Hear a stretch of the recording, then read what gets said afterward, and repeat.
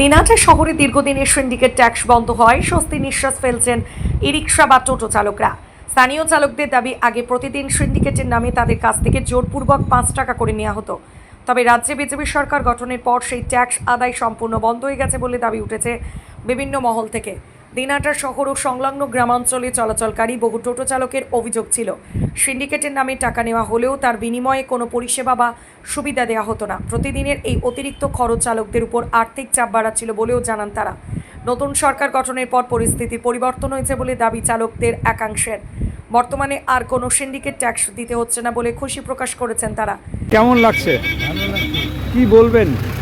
অতি উত্তম ভালো লাগতেছে। কবে থেকে নেওয়া বন্ধ হয়েছে? এটা তো যেদিন থেকে জয় জয় সেদিন থেকেই বন্ধ। পরিষেবা পেতেন? 5 টাকা করে যদি দিতেন? হ্যাঁ, না কোনো কি পরিষেবা পেতেন? কি নাম আপনার? গোপাল মতো বদলের পর থেকে কতটা সুবিধা হয়েছে? আগে নিচে এখন নেয় না। ট্যাক্সের বদলে কি কোনো পরিষেবা পেতেন পুরসভার কাছ থেকে আগে? কিছু পাইনি। কি নাম দাদা? আমাকে এখন ট্যাক্স দিতে হয়। হ্যাঁ, এখন ট্যাক্স টাকা দেওয়া লাগে না, কয় টাকা করে দিতেন 5 টাকা প্রতিদিন? প্রতিদিন। কি বলবেন এই ট্যাক্স দিতে হচ্ছে না এখন? এখন আমরা সুখকে পাচ্ছি মোটামুটি ভালো। নতুন সরকার আবার কি নাম আপনার? জানানি।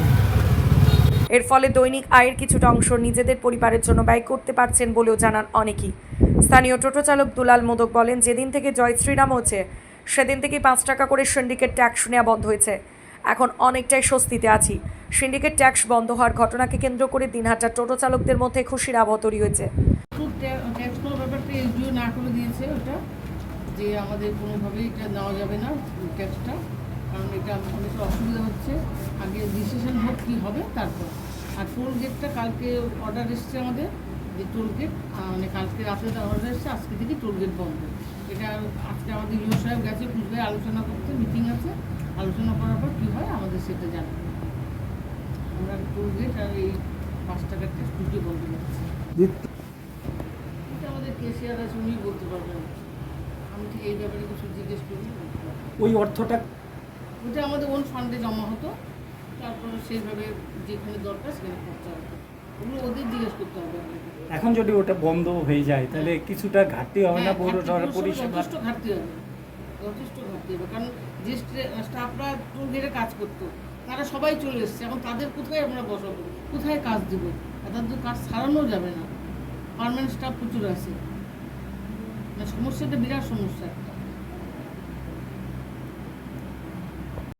Bureau news 7/24/7 Dinhata.